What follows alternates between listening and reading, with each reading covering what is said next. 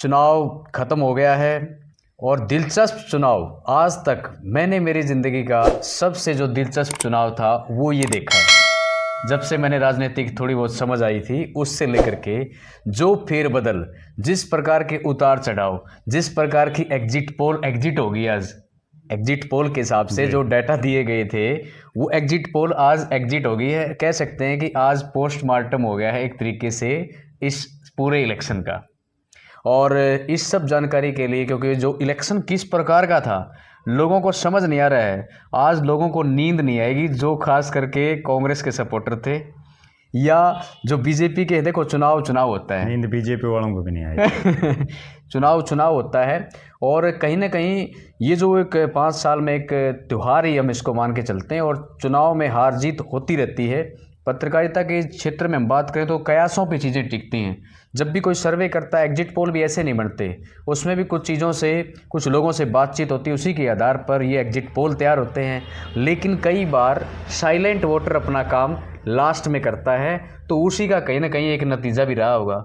ये पूरा इलेक्शन लोगों की समझ से बाहर है प्रद्युमन जी, जिस हिसाब से। हालांकि नायब सिंह सैनी जो हरियाणा के सीएम हैं, अभी एक बार फिर से बनना ही उनको, तो ये एक पहला समय है कि पूरे कॉन्फिडेंस के साथ वो रहे। जबकि हुड्डा भी पूरे कॉन्फिडेंस के साथ, उन्होंने आज बयान भी दिया भी तेल देख, तेल की धार देख। और कुछ लोगों के साथ ऐसी इतनी बुरी भी बनी, जैसे कि कहते हैं ना कि जैसे मैं हाल ही में जो अशोक तंवर जी शामिल हुए थे बीजेपी को छोड़ के कांग्रेस में जी, तो उनको दल बदलू या पार्टी बदलू में सबसे एक तरीके से प्रमुख तौर पे माना गया है जी। उनके साथ तो वो बन गई कि मैं जैसे भंडारा में गया तो खाना नहीं मिला और जब बाहर आया तो चप्पल नहीं मिली। तो इस प्रकार की परिस्थितियां भी कुछ लोगों के साथ में बनी हैं। तो ये पूरा जो चुनाव था प्रद्युमन जी, वो किस प्रकार का था? क्योंकि ये बहुत ही रोचक मुकाबला, रोचक चुनाव मेरे हिसाब से था। आप प्लीज़ एक मिनट और बोल देता हूँ। और इस सब जानकारी के लिए, इस सब चर्चा के लिए आज मेरे साथ फिर से जुड़े हैं, मेरे ही अपने गांव के हैं, प्रद्युमन जोशीला जी। आपका बहुत बहुत स्वागत है। बताएं सर, ये पूरा चुनाव जो था वो किस प्रकार का था? क्योंकि अभी तक तो सारे कयास थे, लेकिन अब खुल के पोल जो एग्जिट पोल होगी, एग्जिट होगी, और ये जो पोलिंग थी उसका रिजल्ट जो ना वो आप बताएं। सबसे पहले तो डांडा साहब आपका बहुत बहुत धन्यवाद और सभी दर्शकों को मेरी तरफ से नमस्कार। आज का जो ये चुनाव परिणाम आया हरियाणा प्रदेश की विधानसभा का, इसकी सबसे बड़ी बात जो देखने को मिली वो ये मिली कि जितने बड़े चौधरी थे जी, जो अपने आप में ये सोच रहे थे कि हम ही सब कुछ हैं, उन सब के पीपड़ पाड़ दिए जनता ने। ठीक कह रहे हो। दूसरी जो बड़ी बात हुई वो ये हुई कि हरियाणा प्रदेश के इतिहास में पहली बार एक पार्टी की तीसरी बार लगातार सरकार बनी। ये बहुत बड़ी बात है, जो कि आज तक कभी किसी पार्टी की नहीं बनी जी। बिल्कुल सही। तीसरी बड़ी बात इस चुनाव में ये रही कि हा हुल्ला करने वाले, हुड़दंगबाजी करने वाले, केवल किलकी मारने वाले, अगर आपके पास कार्यकर्ता हैं तो आप चुनाव नहीं जीत सकते। ये भी इस चुनाव ने तय कर दिया। ठीक बात। क्योंकि कांग्रेस हारी किस वजह से? कांग्रेस के ज्यादातर जो प्रत्याशी थे उनके पास ऐसे लोगों का एक टोल, जिसको हम देसी भाषा में कह सकते हैं, वो टोल था जो केवल किलकी मारना, अपने नेता की जय जयकार करना और अपने आप को सब कुछ समझना। जबकि जो दूसरे वोटर थे उनके प्रति एक हीन भावना उनमें कहीं ना कहीं थी कि हम ही सब कुछ हैं। और मैं एक बड़ी गजब बात आपको बताऊं, जब कांग्रेस पार्टी की टिकटों का वितरण हुआ उसके बाद जिन लोगों को टिकटें मिली उनमें से कई तो ऐसे थे जो रातों रात एमएलए तो बहुत दूर की बात है, वो मंत्री बनने के सपने देखने लगे थे।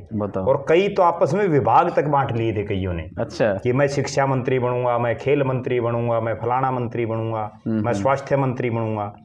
तो उन सब लोगों की फूंक निकालने का काम हरियाणा प्रदेश की जनता ने किया जी। इस चुनाव में जो मुख्य जो चीजें देखने को मिली वो ये देखने को मिली कि एक तो ये बिल्कुल निश्चित कर दिया हरियाणा की जनता ने कि गढ़ कोई किसी का नहीं है। प्रजातंत्र में कोई गढ़ नहीं है।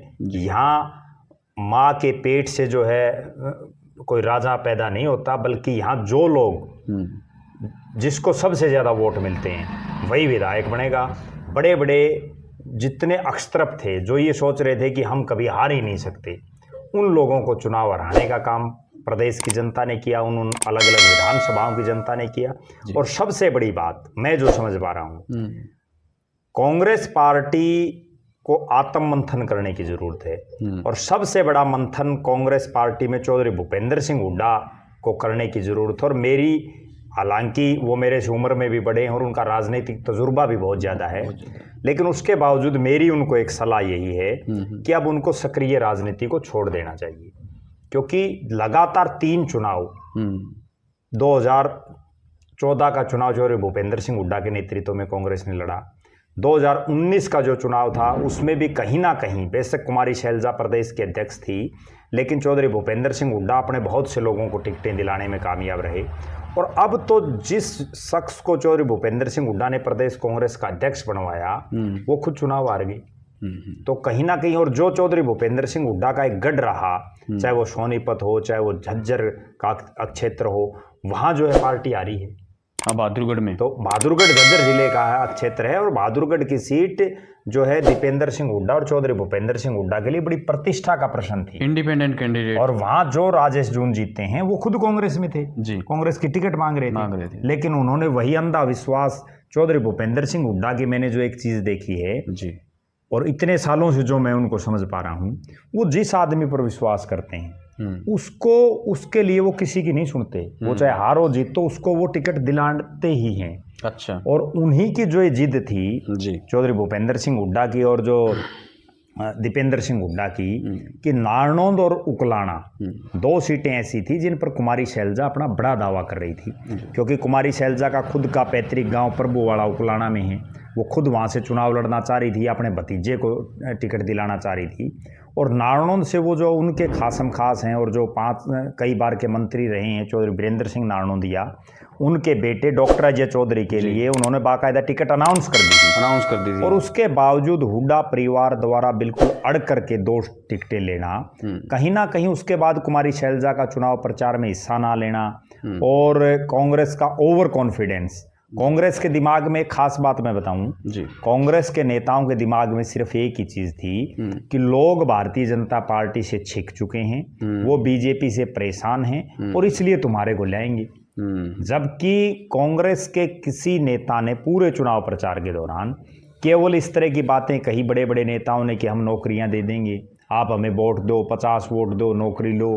तो इस तरह की बातों से लोग, आज के दिन हरियाणा प्रदेश की जो जनता है वो जैसा उन्होंने परिणाम दिया है, निश्चित रूप से वो जागरूक हो चुकी है। हालांकि कई जगह ऐसी सीटें हैं, अब जैसे मामन खान की जो सीट है वो हरियाणा प्रदेश में सबसे ज़्यादा मार्जिन से जीत गई, जो कांग्रेस पार्टी के हैं। तो कहीं ना कहीं कुछ एक ऐसी सीटें भी रही जहाँ देखो अपवाद हर जगह होता है, लेकिन उसके बावजूद कहीं ना कहीं मैं जो समझ पा रहा हूँ, भारतीय जनता पार्टी की मैनेजमेंट, भारतीय जनता पार्टी ने जिस ढंग से आखिर के 2-3 दिन में चुनाव लड़ा, वो कांग्रेस की जो ओवर कॉन्फिडेंस था उस पर भारी पड़ा। और कांग्रेस पार्टी की तरफ से एक खास बात आप ये देखिए कि लोग केवल भूपेंद्र सिंह हुड्डा, दीपेंद्र सिंह हुड्डा की जय जयकार करता, उनके गांव में कितने वोट निकले, वो केवल जहां हुड्डा साहब या दीपेंद्र जाते हैं वहां भीड़ के रूप में पहुंच जाते हैं, लेकिन आउटपुट नहीं आता। दूसरी तरफ आप देखेंगे नायब सैनी के कार्यक्रमों में सैकड़ों लोग, गिनती के लोग आते हैं, और उसके बावजूद उनके मैनेजमेंट की वजह से वो चुनाव जीतने में कामयाब हो गए जी। हालांकि बीजेपी के भी कई बड़े नेता आ रहे हैं, कई मंत्री आ रहे हैं सरकार के, लेकिन वो जो मंत्री आ रहे हैं वो खुद की कमी से आ रहे हैं। ठीक बात है। हाँ, जैसे यमुनानगर की बात करें, जी, कंवरपाल गुर्जर की बात करें, बिल्कुल। और मैं एक बात और देखता हूँ कि जैसे जिस प्रकार से जो एक माहौल कांग्रेस का लग रहा था जी, और ये कहा भी जा रहा था अब की बार कांग्रेस अगर जीती नहीं ना तो मतलब कहीं ना कहीं ये हो जाएगा कि भी वो ऐसी परिस्थितियाँ फिर कभी उसको मिलने वाली नहीं है। देखो, उसका एक बहुत बड़ा कारण मैं जो समझ पा रहा हूँ, हालांकि मैं उसके विपरीत भी सोच रहा हूँ एक बात जी, कि 2024 के लोकसभा चुनाव में, जब अप्रैल मई में लोकसभा चुनाव था, तो हरियाणा प्रदेश में भारतीय जनता पार्टी के जो लोकसभा के प्रत्याशी थे उनका सबसे ज्यादा विरोध था। उनको गांव में घुसने नहीं दिया जा रहा था, उनका लगातार बायकॉट लोग कर रहे थे। उसके बावजूद बीजेपी 5 सीटें जीतने में कामयाब रही और 3 सीटें हिसार, सोनीपत और अम्बाड़ा बहुत कम मार्जिन से वो हारी। अब जो चीज़ थी, जो सिनेरियो था, वो यही था कि विशेषकर जो अग्रेसिव कार्यकर्ता कांग्रेस के पास, जो किसी समय इनेलो के पास जो एग्रेसिव कार्यकर्ता होते थे, जो किलकम किलका करने वाले लोग थे, एक माहौल बनाने वाले जो लोग थे, वो अब चूंकि इनेलो तो बिल्कुल सीमित तक क्षेत्र में एक सिरसा तक सीमित होकर के रह गई, आज भी उनकी केवल 2 सीटें आई हैं और वो सिरसा तक सीमित रह गई है। अब जो इनेलो का जो कार्यकर्ता था वो कहीं ना कहीं चौधरी भूपेंद्र सिंह हुड्डा और कांग्रेस के पास चला गया और अब वो वहां किलकम किलका हो रहे हैं। वो केवल माहौल बना सकते हैं लेकिन उस माहौल को वोट में कन्वर्ट नहीं कर पा रहे। वो लोकसभा में भी हमने देखा और लोकसभा में भी जो बीजेपी के नेता हारे उनमें से कुछ एक भीतरघात की वजह से हारे, चाहे वो सोनीपत की बात कर लें या हिसार की कर लें। लेकिन अब इस चुनाव में कांग्रेस केवल और केवल ओवर कॉन्फिडेंस और केवल जो एक किलकम किलका करने वाले लोग और बिना मैनेजमेंट के, आप एक बड़ी ताज्जुब की बात आप ये देखिए कि कांग्रेस का हरियाणा प्रदेश में वर्षों से संगठन तक नहीं है, उनके जिला प्रधान तक नहीं है, कहीं कोई उनसे पूछने वाला नहीं। और एक और बड़ी ताज्जुब की बात है कि पार्टी के तमाम बड़े नेता हार जाते हैं, उसके बावजूद कोई इस्तीफा देने के लिए तैयार नहीं है। कोई ये वो कुर्सी को पकड़े बैठे हैं, चिपके बैठे हैं, कोई ये सोच नहीं रहा। एक बहुत बड़ा उदाहरण मैं आपको दूं, भारतीय जनता पार्टी और कांग्रेस में डिफरेंस क्या है, बीजेपी क्यों सत्ता में आ रही है, ये जब दर्शकों को मैं बताऊंगा तो उनको समझ में आ जाएगी। उसका सबसे बड़ा कारण आप देखें, मनोहर लाल खट्टर जी नरेंद्र मोदी के सबसे विश्वास पात्र आदमी थे। उनसे नज़दीक हरियाणा प्रदेश में उनका कोई आदमी नहीं था, एक साथ खिचड़ी खाते थे। जब उनके पास ये इनपुट गया कि मनोहर लाल खट्टर जी के नेतृत्व में हम चुनाव नहीं जीत सकते, उन्होंने तुरंत प्रभाव से उनको हटाते हुए और एक बिल्कुल नए जो है नायब सिंह सैनी को प्रदेश की कमान दे दी। जबकि कांग्रेस में क्या कांग्रेस का शीर्ष नेतृत्व तो ये हिम्मत कर सकता है?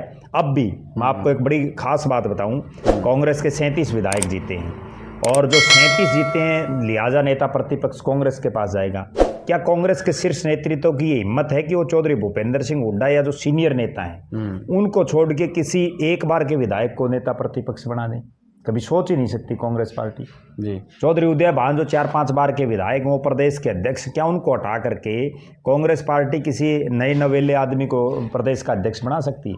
जबकि बीजेपी इसके उलट मोहनलाल बड़ौली जो एक ही बार विधायक बने उनको प्रदेश भारतीय जनता पार्टी का अध्यक्ष बनाया। सुभाष बराला जो पहली बार विधायक बने उनको भारतीय जनता पार्टी का प्रदेश अध्यक्ष बनाया। ओम प्रकाश धनखड़ को भारतीय जनता पार्टी का प्रदेश अध्यक्ष बनाया। भारतीय जनता पार्टी इस तरह के जो फैसले ले रही है, आप बहुत बड़ी बात मैं आपको बताऊं, चौधरी देवीलाल के बेटे रणजीत सिंह की टिकट काट दी भारतीय जनता पार्टी ने। क्या कांग्रेस कभी सोच सकती है? जितने बड़े तुर्रम खान उनकी टिकट काटने की, सावित्री जिंदल की भले ही वो निर्दलीय चुनाव जीत गई लेकिन आप ये देखें कि उनमें हिम्मत कितनी है भारतीय जनता पार्टी के नेतृत्व में। जबकि कांग्रेस का नेतृत्व वही पुराने ढर्रे पर चल रहा है और जब तक वो इस पुराने ढर्रे पर चलेगा ये निश्चित है कि कांग्रेस पार्टी की अभी तो कम दुर्गति हुई और आगे और ज़्यादा, क्योंकि 15 साल हो जाएंगे राज से गए हुए। जो लोग कांग्रेस में जा रहे थे बड़ी तेज़ी से, आप कल से देखना वो वापसी भारतीय जनता पार्टी की तरफ करेंगे, क्योंकि जब उनको ये दिखेगा कि 5 साल हरियाणा में बीजेपी की सरकार है, 5 साल केंद्र में भी है, 5 साल विपक्ष में कोई नहीं बैठना चाहता। ठीक बात। तो कहीं ना कहीं जो है कांग्रेस को अपनी जो स्ट्रेटेजी है वो 1950 से लेकर के और 2000 तक के दशक की जो कांग्रेस है वो अब 2024 में नहीं चल सकती। अब उनको जिस ढंग के फैसले मोदी और अमित शाह की जोड़ी ले रही है उसी तरह के फैसले करने पड़ेंगे जी, तभी कोई ना कोई सिस्टम बन पाएगा। अब वो एक फैसला नहीं ले पा रहे कहीं भी, आज तक वो ये फैसला नहीं कर पा रहे कि हमें प्रदेश अध्यक्ष नेता प्रतिपक्ष क्या एक ही गुट को दे देना चाहिए, जबकि कांग्रेसी तो और भी हैं। तो कहीं ना कहीं ये जब तक सिस्टम को नहीं सुधारेंगे तब तक मुझे नहीं लगता कि कांग्रेस पार्टी हरियाणा प्रदेश में कहीं कोई वापसी कर पाएगी।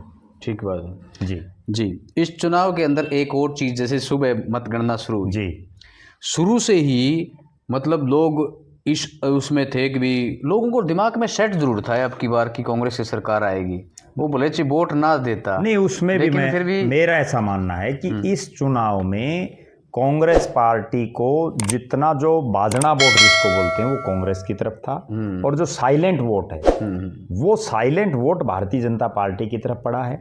दूसरी बड़ी बात, उस साइलेंट वोट को मैनेज किया गया है जो मैं जिस वर्ड का यूज कर रहा हूँ कि पिछले आखिर के जो 3 दिन थे, 2-3 दिन, उसमें भारतीय जनता पार्टी ने तमाम प्रयास करके उन सबको मैनेज करने का काम किया है।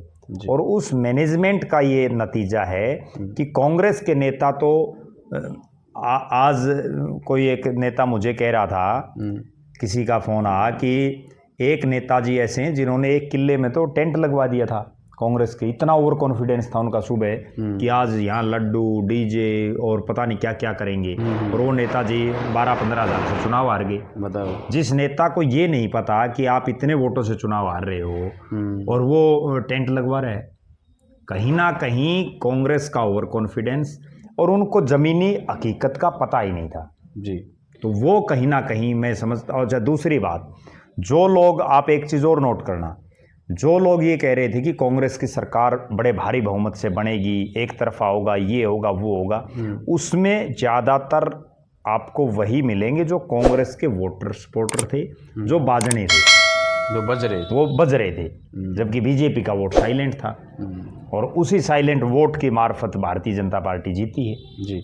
अच्छा जी, ठीक है, एक बात तो ये होगी। इसके बाद अब देखेंगे एग्जिट पोल की। जनता ये सोच रही है कि जैसे जो मीडिया की तरफ से एग्जिट पोल जो दिए गए थे उसमें एनबीटी से लेकर के मतलब बहुत बड़े बड़े जो चैनल्स थे उनको, या बहुत सारी जो वेबसाइट्स थे उनके अंदर भी, और ये बताया जा रहा है साफ तौर पे कि भाई 50+ कांग्रेस, और बाकी बोल रहे थे कि बीजेपी जो है वो 30 तक भी नहीं पहुंच पाएगी। लेकिन हुआ उल्टे।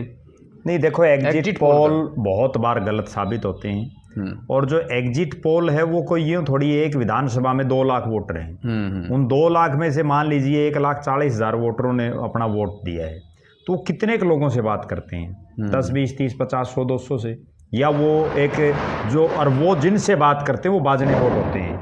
सबसे बड़ी बात ये है, क्योंकि जो आदमी साइलेंट होगा वो कभी ये नहीं बताएगा कि मैंने किसको वोट दिया है, ना वो अपने घर पर किसी का झंडा लगाएगा, ना पोस्टर लगाएगा।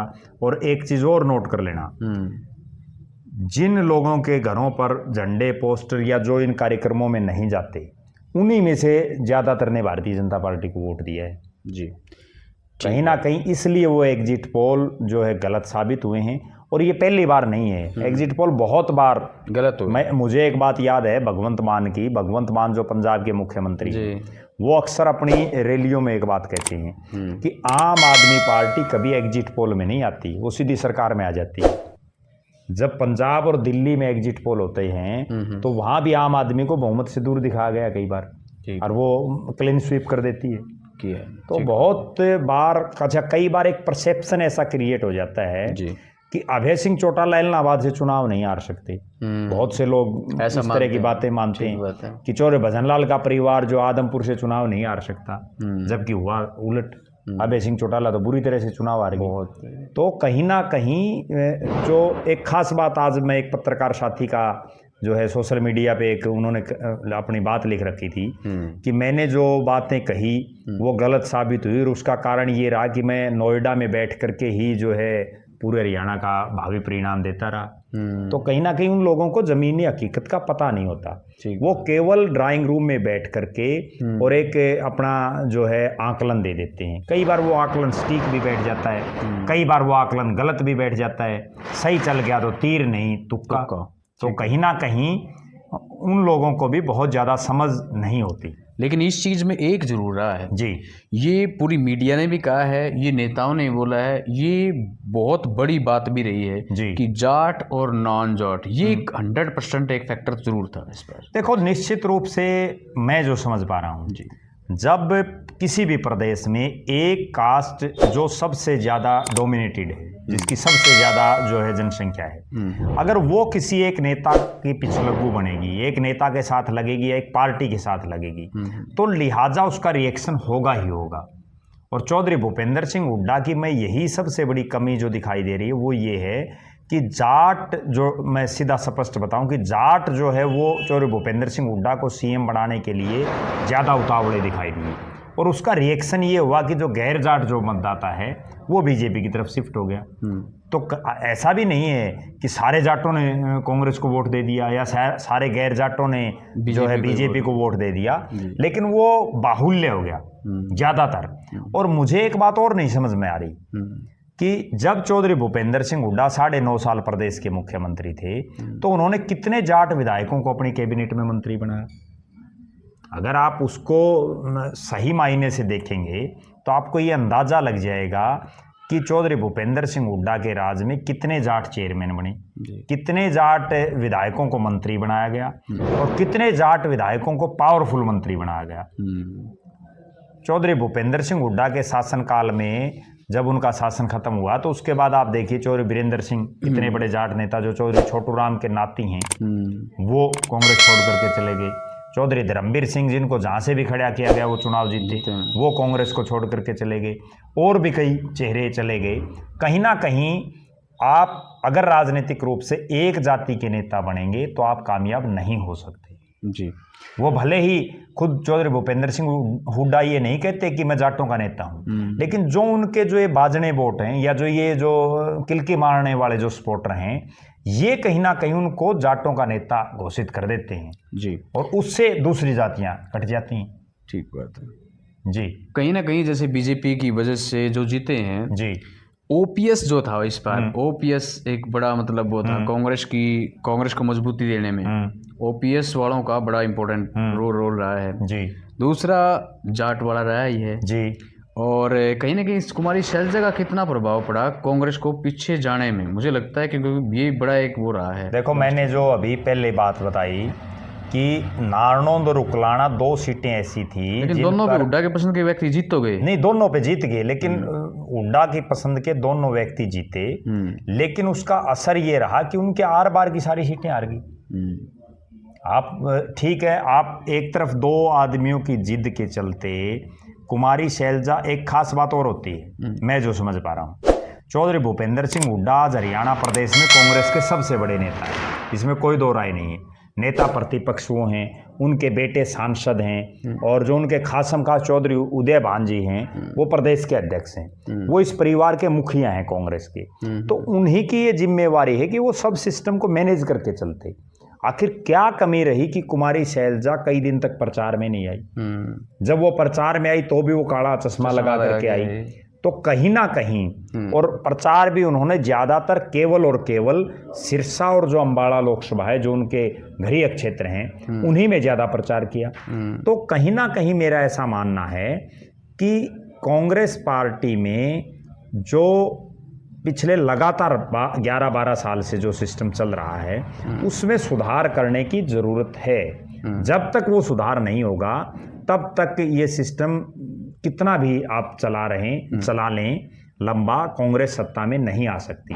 और ये पहला ऐसा सुनहरी मौका, ना केवल ये पहला, पिछली बार भी कांग्रेस के पास बहुत सुनहरी मौका था जब 2019 के चुनाव में खट्टर साहब बेशक 75 पार का नारा दे रहे थे, लेकिन उसके बावजूद लोगों के दिमाग में ये थी कि हम कांग्रेस को लाएंगे। इसीलिए कांग्रेस को 31 सीटें दी, लेकिन कांग्रेस के नेताओं में वो कॉन्फिडेंस ही नहीं बन पाया कि कहीं उनकी सरकार बनेगी। इस बार भी वही चीज थी, इस बार वो ओवर कॉन्फिडेंस उनको ले डूबा। तो कहीं ना कहीं आपको एक खास बात और बताऊं डांडा साहब, अगर कोई आदमी राजनीति करता है और उसको यही नहीं पता कि आप इतने मार्जिन से चुनाव हार रहे हैं, तो फिर उस राजनीति का फायदा क्या है? ठीक बात। वरना तो ये पता चल जाता है, शक्ल देख के आदमी ये बता देता है कि ये आदमी आपको वोट देगा या नहीं देगा जी। कहीं ना कहीं कांग्रेस का में जो कमियां रही उनको तुरंत प्रभाव से अगर कांग्रेस दूर नहीं करेगी तो भविष्य भी मुझे नहीं लगता कि सुखद रहेगा। बिल्कुल। तो ये चुनावी कुछ वो थी इस बार का कि मुख्य बातें क्या रही, क्या वजह क्या रही कि कांग्रेस जो कि हारी है। और ये हमारा तो काम सिर्फ आकलन समीक्षा करना है, हालांकि ये काम पार्टियों का भी है कि वो खुद भी करेंगे जी, अपने लेवल पे उनको करना भी चाहिए और करते भी हैं। जब भी कोई आप किसी से बाइट लेते हैं तो वो ये कहेगा कि इसकी समीक्षा करेंगे, नहीं वो समीक्षा करने की कहता है, लेकिन समीक्षा कुछ नहीं होती। आप एक बात बताओ, लोकसभा चुनाव में 5 सीटें भारतीय जनता पार्टी हरियाणा में आ रही, क्या बीजेपी के किसी नेता ने इस्तीफा दिया? क्या प्रदेश के अध्यक्ष ने अपनी हार स्वीकार की कि हम 5 सीटें हार गए? अब कांग्रेस पार्टी चुनाव हार गई है, क्या कांग्रेस के किसी नेता ने अभी तक कोई ये बयान आया कि मैं इस्तीफा देता हूं? कम से कम जो नेता प्रतिपक्ष हैं या प्रदेश के अध्यक्ष हैं उनकी जिम्मेवारी है, और प्रदेश अध्यक्ष तो खुद ही चुनाव हार गए। लेकिन वो ये कह रहे हैं कि भी इस प्रकार का ये जो जनादेश इस चीज को, मतलब जो लोग हैं ना वो इसको मानने को तैयार नहीं है, लोगों को यकीन नहीं है कि बीजेपी आ गई सरकार में, सत्ता में। देखो ऐसा है, मैं एक बड़ा गजब वाक्या बताऊं। नायब सिंह सैनी जो प्रदेश के मुख्यमंत्री हैं, और वो मुख्यमंत्री बने उसके बाद उनके मुंह से एक दिन प्रदेश मनोहर लाल खट्टर जी भी स्टेज पर थे और नायब सिंह सैनी जी भी थे, और उनके मुंह से निकल गया कि हरियाणा प्रदेश के मुख्यमंत्री मनोहर लाल जी। तो कई बार आदमी ये समझ नहीं पाता कि वास्तव में ये चीज होगी या नहीं होगी, कल्पना है लेकिन हो चुकी है। हकीकत है, नायब सिंह सैनी दूसरी बार प्रदेश के मुख्यमंत्री की शपथ लेंगे, बिल्कुल, क्योंकि उनका नाम पहले ही अमित शाह ने घोषित कर रखा है। बिल्कुल। और ये भी निश्चित है कि कांग्रेस पार्टी की सरकार नहीं बन रही। अब अगर नहीं बन रही तो उसमें किसी की मतदाताओं की तो मैं कोई ये मानता नहीं, क्योंकि उन्होंने तो अपना काम जिसको पसंद किया उसको वोट डाल दिया। अच्छा, एक चीज और खास बात है, अगर ये कहें कि ईवीएम हैक है या कुछ और है तो मुझे ये कहने में संकोच नहीं है। अगर मान लीजिए ईवीएम में ही कोई गड़बड़ है तो ये पार्टियां चुनाव लड़ती ही क्यों हैं? कांग्रेस पार्टी, इनको सबसे पहले ईवीएम हटाओ, देश बचाओ, इस तरह का एक अभियान देश में चलाना चाहिए। मतलब ये घोषणा करनी चाहिए कि जब तक ईवीएम नहीं हटेगी हम चुनाव ही नहीं लड़ेंगे। जब उनको ये पता है कि ईवीएम सेट है, एक मिनट के लिए हम मान ले कि ईवीएम में परिणाम सेट है, और जब सेट है तो आप चुनाव क्यों लड़ रहे हो? आप सबसे पहले पूरे भारत में इस तरह का एक मुद्दा चलाओ कि ईवीएम हटाओ, उसके बाद ही हम चुनाव लड़ेंगे। चलो ठीक बात है, बिल्कुल, तभी तो कोई सिस्टम बनेगा। बीजेपी की 5 बड़ी बातें जो चुनाव जीत पाए, तीसरी बार सत्ता में आए, और ये प्रदेश में पहली बार, आपने बताया कि ये प्रदेश में पहली बार है जब कोई एक पार्टी तीसरी बार सत्ता में है। देखो बीजेपी 5 कमियां जो कांग्रेस की हैं, जिसकी वजह से कांग्रेस कहीं ना कहीं फिर से एक बार सरकार बनाने से चुकी है, जो कि एक 10 साल बाद उसको एक मौका मिलने की आस उसको थी। देखो बीजेपी की सबसे बड़ी, जो मैं मानता हूं कि बीजेपी ने आखिरी दम तक चुनाव लड़ने का काम किया। सबसे बड़ी बात उसकी मैनेजमेंट, जो सबसे बड़ी उसकी मजबूती है वो उसकी मैनेजमेंट। दूसरी बात, बीजेपी के नेताओं ने संभावित हारों को भी देखते हुए अपनी हार नहीं मानी। आखिरी समय तक जब एग्जिट पोल आ गए थे उसके बाद भी नायब सिंह सैनी का ये बयान आना कि जब परिणाम आएगा तो हम ही सरकार बनाएंगे जी, तो कहीं ना कहीं आखिरी समय तक उन्होंने अपनी हार नहीं मानी, जो दूसरी बड़ी बात मैं मानता हूँ। तीसरी बड़ी बात वो है आरएसएस। आरएसएस जो बीजेपी के बैक में रह करके जो काम कर रहा है, उसने आखिर के 3 दिन में जो आरएसएस के स्वयं सेवकों ने जिस तरह से माहौल बदला, वो एक बहुत बड़ी बात है। चौथी जो बात है वो ये है कि भारतीय जनता पार्टी आज आर्थिक रूप से बहुत ज़्यादा मजबूत है।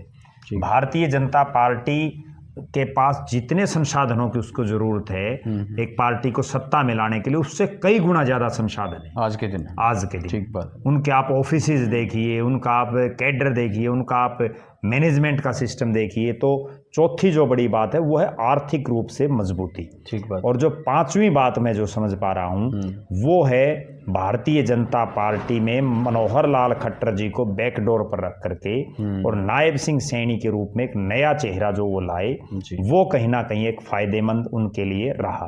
बिल्कुल। जहां तक बात है कांग्रेस की कमियों की, सबसे बड़ी कमी मैं जो कांग्रेस की मान रहा हूं वो ये है कि कांग्रेस पार्टी में एकजुटता कहीं भी नहीं है। दूसरी बड़ी बात, संगठन ना होना बहुत बड़ी कमी है। तीसरी बड़ी बात, चौधरी भूपेंद्र सिंह हुड्डा और उनके परिवार ने या उनके जो खेमे ने जिस तरह से टिकटों में अपनी चलाई, और अपनी ना केवल चलाई बल्कि आंख मूंद करके जो लोग उनके निजी लोग थे उनको टिकट दी, उनमें से बहुत से चुनाव हारे। कहीं ना कहीं वो तीसरी बहुत बड़ी कमी कांग्रेस पार्टी की है। चौथी जो कमी मैं मान रहा हूँ वो है कांग्रेस के पास संसाधनों की कमी, क्योंकि कांग्रेस पिछले 11 साल से सत्ता से दूर है, और कांग्रेस में अब जो है जो उनके कार्यालय कह लीजिए, कांग्रेस के पास तो पूरे जिलों में अपने कार्यालय तक भी नहीं है। ठीक है, जो बहुत बड़ी बात है। जबकि आप एक बीजेपी के कार्यालय देखिए। और पांचवी जो कमी मैं कांग्रेस पार्टी की मान रहा हूँ वो ये है कि कांग्रेस पार्टी का अति आत्मविश्वास और जो उसके उत्साहिक सपोर्टर और कार्यकर्ता हैं वो कहीं ना कहीं हार का एक बहुत बड़ा कारण है। बिल्कुल बिल्कुल, आपने अच्छी सी बातें बताई। एक बहुत बड़ी बात बीच में और रह गई, वो ये रह गई, मेरा निजी तौर से ये मानना है कि अगर जिस तरह से लोकसभा चुनाव में इंडिया गठबंधन बना पूरे देश में, और उस इंडिया गठबंधन के नेतृत्व में कांग्रेस पार्टी के नेतृत्व में इंडिया गठबंधन की पार्टियों ने चुनाव लड़ा और उसका परिणाम ये रहा कि पूरे देश में कांग्रेस जो है विपक्ष में बहुत बड़ी पार्टी 100 के आसपास उनकी सीटें आई। हरियाणा में भी वो 5 सीटें जीतने में कामयाब रही जी। इस बार भी अगर कांग्रेस, और मैं बड़े दावे के साथ ये कहता हूँ कि अगर कांग्रेस पार्टी, आम आदमी पार्टी, समाजवादी पार्टी और इंडियन नेशनल लोकदल, इन तीनों के साथ अगर समझौता करके चुनाव लड़ती तो आज परिणाम ये रहता कि इस इंडिया गठबंधन को 70 सीटें मिलती हरियाणा प्रदेश में। बिल्कुल, बहुत बड़ी बात आपने कही। क्योंकि एक और एक 2 नहीं बल्कि 11 हो जाते हैं। ठीक बात। लेकिन वहां समझौता ना होना, केवल हरियाणा प्रदेश में 1 सीट भिवानी पर सीपीएम के साथ जो है इन्होंने समझौता किया और उसका भी कोई बहुत बड़ा फायदा इनको नहीं मिला क्योंकि कामरेडों का अब जो है बहुत ज़्यादा हरियाणा प्रदेश में इतना जनाधार भी नहीं है। हालांकि आम आदमी पार्टी से इनके कॉम्प्रोमाइज़ की बातें चलती रही लेकिन बात जी बड़ी नहीं। लेकिन देखो, कोई भी पार्टी हो, वो अगर राष्ट्रीय स्तर की पार्टी है और जिसकी 2 प्रदेशों में सरकार है, हरियाणा में भी जो कई सालों से संघर्ष कर रही है, वो 5-4 सीटें तो कम से कम चाहेगी, सम्मानजनक सीटें, और वो कांग्रेस ने दी नहीं। तो कहीं ना कहीं वो जो पैचअप नहीं हो पाया जी, जिसकी वजह से ये हार का एक बहुत बड़ा कारण गठबंधन ना बनना भी है। चलो, बहुत अच्छी चर्चा आपसे हुई और ये एक हमारा आकलन था जो कहीं ना कहीं हो सकता है, क्योंकि देखो आज पार्टी एक जीती है एक हारी है, तो हारने वाले को बड़ा दुख भी होता है, कार्यकर्ताओं को भी होता है, पार्टी के नेताओं को भी होता है, जीतने वालों को खुशी की लहर भी है जी, और उनको खुशी मनाने का हक भी है जी। तो कमियां क्या रही हैं जिसकी वजह से वो हारे या पिछड़े, सरकार बनाने में चूके, और जो सत्ता में आई है उसकी क्या खास बात रही है, तो ये वो अपने आप में विचार करने वाली बात है। दोनों अपने अपने तरीके से सोचते होंगे। हमारा कोई मकसद इसमें ये नहीं था कि भी कोई पार्टी हारी है या जीती है, एक हमारा सिर्फ ये था जो हमें लगा इस प्रकार की बातें होने में। और हमारे कहने से ना कोई जीतेगा ना हारेगा, वो तो जब जनता वोट डालेगी वही जीतेगा और वही हारेगा जी। एक दिलचस्प बात और कर लेते हैं। चलो, इस चर्चा के लिए आपका प्रद्युमन जी बहुत बहुत धन्यवाद। बहुत बहुत धन्यवाद।